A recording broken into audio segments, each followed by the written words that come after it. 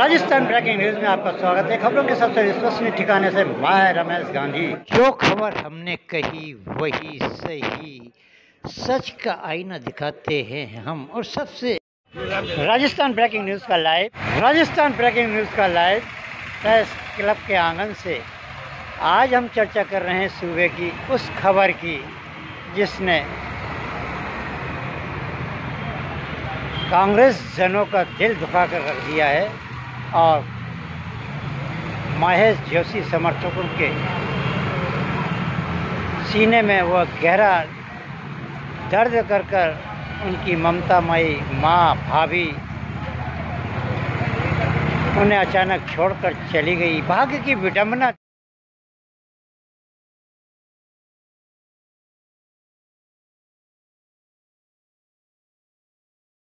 देखिएगा, परमात्मा का फरमान देखिएगा, परमात्मा का आदेश देखिएगा कि पति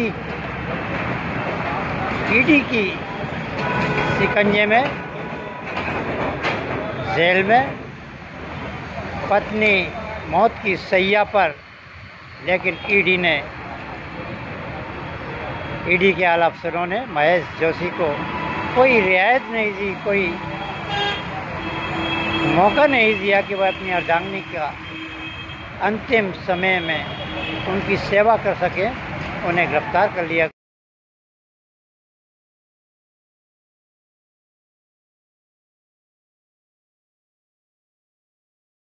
गया और गिरफ्तार होने के बाद दूसरे दिन उनकी अर्धांगिनी ने दम तोड़ दिया और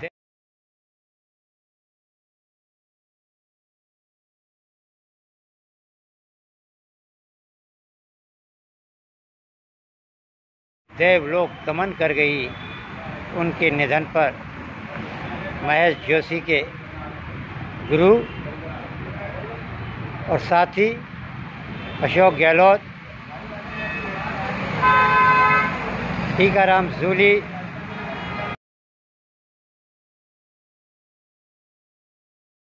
गोविंद सिंह डोडासरा सहित कई लोग उन्हें सांत्वना देने आए। महेश जोशी जब उनके आंगन से उस ममतामयी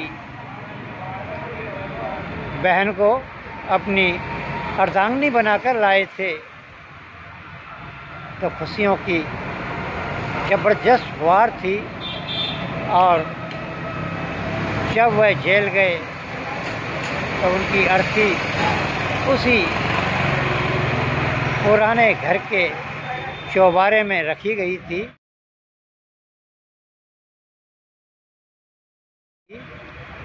देह को पुष्पांजलि देते हुए महेश जोशी ने नम भरी आंखों से कहा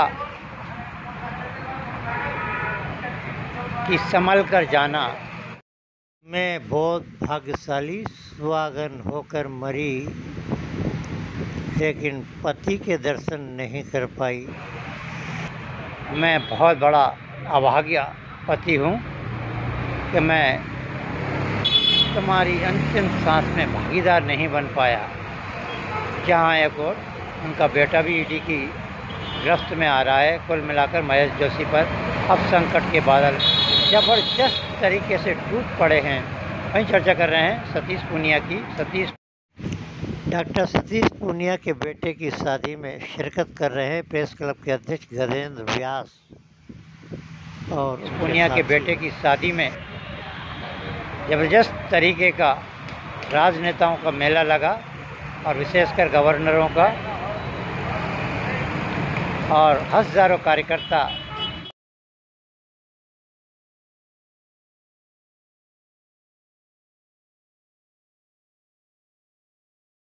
पत्रकार और पूनिया जी के समर्थकों ने जयपुर जाकर उनके बेटे की शादी में शिरकत की, जहां एक और भूतपूर्व मुख्यमंत्री वसुंधरा राजे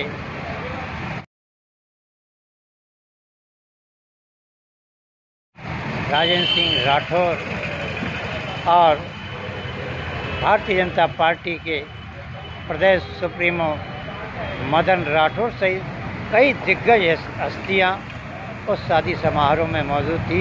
30 तारीख को दिल्ली में आशीर्वाद समारोह होगा, इसमें प्रधानमंत्री और गृह मंत्री अमित शाह भी आ सकते हैं। आशीर्वाद समारोह में चर्चा कर रहे हैं कोटा शहर की। कोटा शहर मौत का छात्रों के लिए पैगाम बन गया है। मौत के सौदागर एलन कोचिंग संस्थान के मालिक, हालांकि अब वो नौकर हो गए, मालिक नहीं रहे, लेकिन जिसने माली ने ये एलन संस्थान खरीदा है उसको चाहिए कि गाइडलाइन की पालना करे। आज बिहार के जहां माली बिहार में अपना एनजीओ चलाते हैं, ईश्वर सिंह जी, उन्हीं के इलाके के बच्चे ने आज आत्महत्या की है। कुल मिलाकर अब 4-5 बच्चे अभी तक आत्महत्या कर चुके हैं। और जहां एक और अखबारों में बढ़ चढ़कर आंकड़े छपवाए जा रहे हैं, इतने छात्र आ गए, इतनी छात्राएं आ गई, कुल मिलाकर 20% छात्राएं आए हैं। और अब कोटा शिक्षा नगरी छोटी काशी का रुख बंद हो गया है और अब सीकर में ज़बरदस्त तरीके का कोचिंग हब बन गया है और वहाँ लाखों बच्चे अभी तक एडमिशन ले चुके हैं। कुल मिलाकर कोटा शहर में बच्चों का आना बहुत कम हो गया है, क्योंकि यहाँ के संस्थान लुटेरे हैं और 1,60,000 लूटकर उन माँ बापों को उनके बच्चों की मौत की गठरी थमाते हैं। जिला प्रशासन ऐसा लगता है मानो एलन के यहाँ नौकरी कर रहा हो, आए दिन बच्चों को पढ़ाना और आला अधिकारियों द्वारा वहाँ अपनी उपस्थिति दर्ज कराना।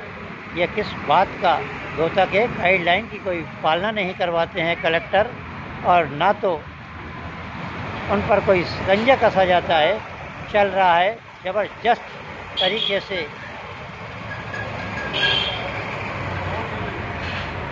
भू माफिया, शिक्षा माफियाओं का गुंडा राज। जो बच्चे के पिता ज़्यादा बात करते हैं, बच्चे की फैकल्टी में जो अच्छे टीचर नहीं आते, उनके हाथ पैर तोड़वा दिए जाते हैं, क्योंकि इनके पास ज़बरदस्त तरीके के गुंडे हैं और इन्होंने बिहार रेजिडेंट बना रखी है। राजेश महेश्वरी, ब्रजेश महेश्वरी, नवीन महेश्वरी, गोविंद महेश्वरी इस समय ज़बरदस्त तरीके से हाथ में है, क्योंकि उनकी भ्रष्टाचार की कमाई अब बहुत कम हो गई है और बिहार के एलन के मालिक ने इन लोगों को नौकरी पर रख रखा है। उनके नातेदार रिश्तेदारों को एलन कोचिंग से बाहर का रास्ता दिखा दिया है। कुल मिलाकर अब कोटा शहर में कोचिंग संस्थानों का रवैया बहुत ही बिगड़ गया था। अब छात्रों और पालकों ने रुख मोड़ने से आर्थिक संकट के दौर में आ गए हैं। वहीं चर्चा कर रहे हैं, आज परशुराम जयंती थी। परशुराम सर्किल पर आज भव्य आयोजन किया गया और भगवान परशुराम की पूजा अर्चना की गई।